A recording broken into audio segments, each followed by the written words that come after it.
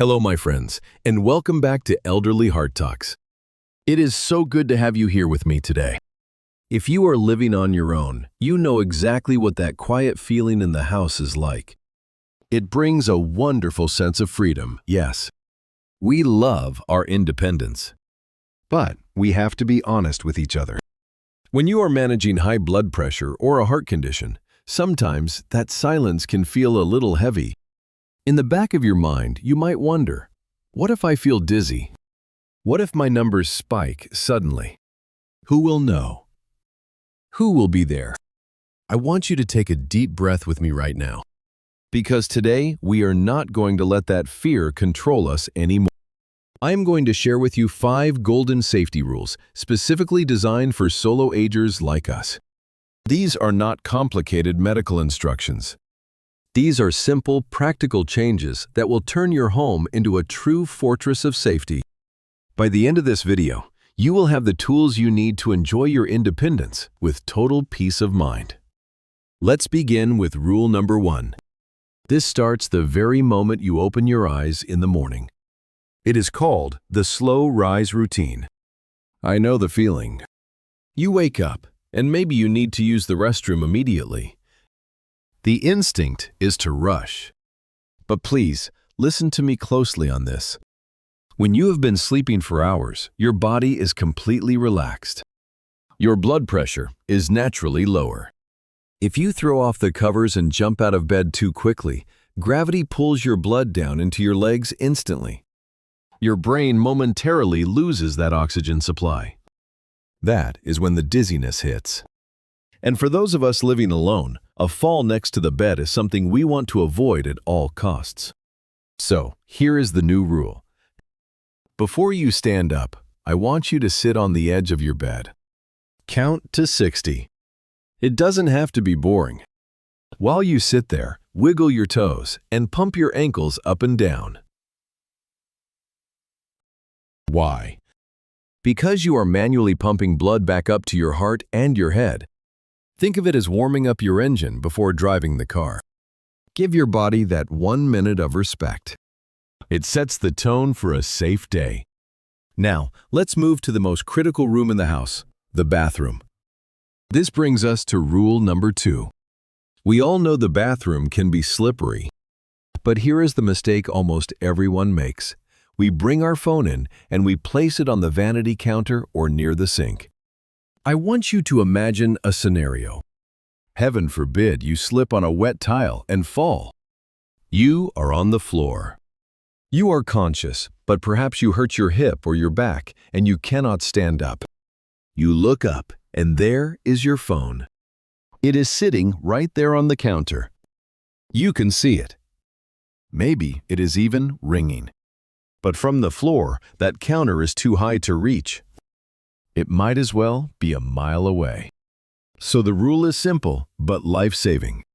From now on, when you shower or use the toilet, create a designated spot on the floor. Maybe a small basket or a low stool. Place your phone there.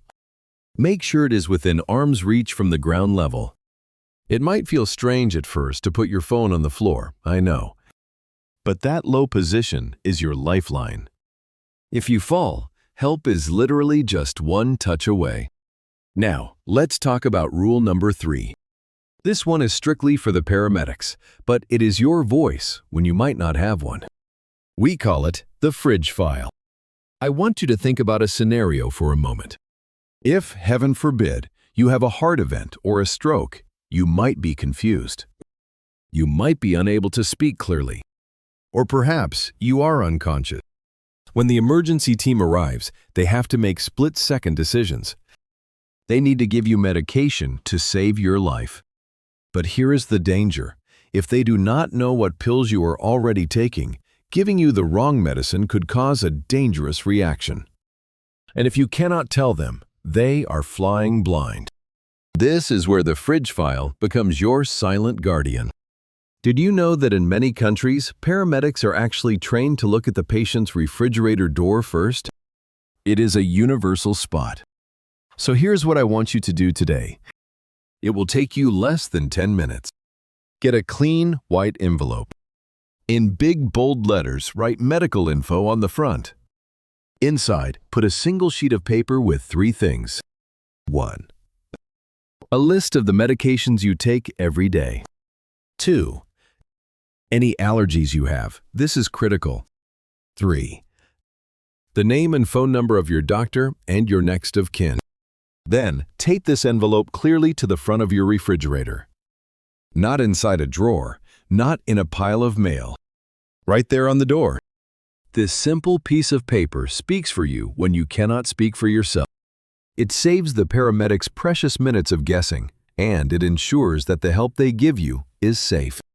It is the most valuable document in your house. Living alone does not mean you have to be isolated. This brings us to rule number 4, and this one is about connection. It is called the Daily Buddy System. Now, I know exactly what some of you are thinking right now. You are thinking, oh, I don't want to bother anyone. My kids are busy. My neighbors have their own lives. I don't want to be a burden. Please, let me stop you right there. You are not a burden. People who love you want to know that you are okay. They worry about you, too. The Daily Buddy System is designed to be effortless.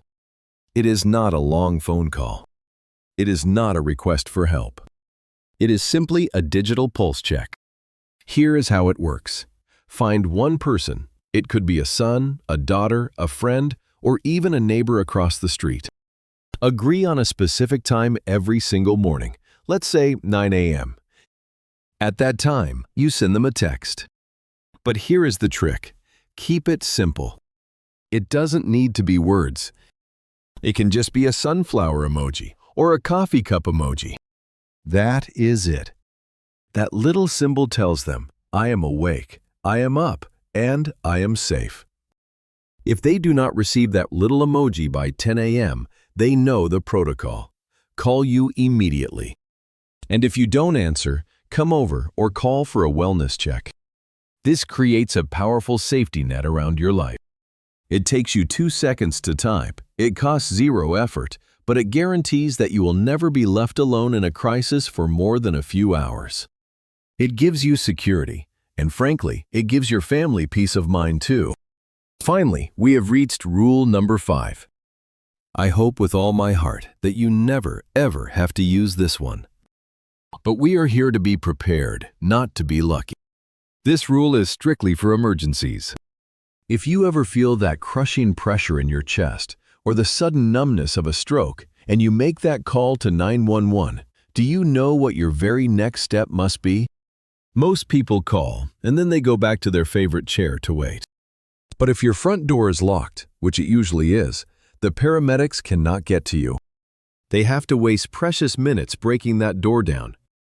And in a cardiac event, we have a saying, time is muscle. Every second counts. So, here is the protocol.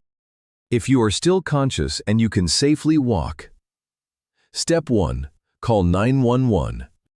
Step 2, immediately walk to your front door and unlock it. Crack it open just a tiny bit if you can. And then, this is important, do not go back to your bedroom. Do not go upstairs. Step 3. Lie down on the floor, right there, near the front door or in the hallway. Why? Because when the paramedics rush in, they will see you immediately. They don't have to search the house. They can start working on you instantly. I know it feels counterintuitive to leave your door unlocked, but at that moment, your house security does not matter. Your survival matters. That open lock is your invitation to be saved. You see, when we break it down like this, the fear starts to fade away, doesn't it? Living alone with high blood pressure is not a weakness. It is simply a lifestyle that demands a little bit of strategy. And today, you have that strategy.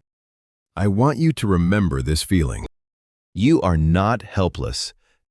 You are strong. You are capable. And most importantly, now you are prepared. Now, I have a small favor to ask. If this video helped you feel a little safer today, please give it a thumbs up. It really helps YouTube show this safety information to other seniors who are living alone and might need to hear this message. And if you would like to join our community and not miss our next talk, please click that subscribe button and the little bell icon. I would be honored to have you as part of our family. I'd also love to hear from you. Which of these 5 rules are you going to try today? Or perhaps you have a clever safety trick of your own. Please share it in the comments below. Your advice might just help someone else reading through them. Thank you for letting me into your home today. Let's look out for each other. Until next time, keep your heart calm and your mind at peace. Take care, my friends.